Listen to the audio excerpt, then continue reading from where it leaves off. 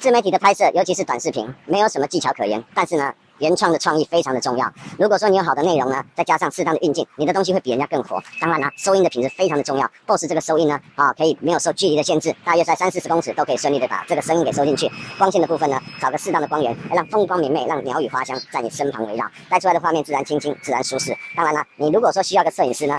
有时候呢会影响到情绪，因为呢你一直 NG，摄影师呢会拍到肚烂，回去打老婆打小孩都有可能。那我们不要去影响他的情绪，咱们什么都自己来一支麦克风配合一个云台机器人呢，轻轻松松搞定这一切。我们想做的自媒体短视频很简单就可以完成创作。如果你会跳舞，那么不妨教人家一些舞蹈；如果你会唱歌，不妨教人家唱歌；如果你会做菜，不妨教人家美食；如果你是个美食家，不妨游历全台，到处找餐厅吃饭，教大家找好吃的餐厅，如何去介绍美食的价值。重点是你有专业的分享，或许这是你的有利之处，但是搭配了一些周边设备，很简单的就可以完成创作，把你的知识、把你的专业分享给全世界，这是不是一件很好的事情呢？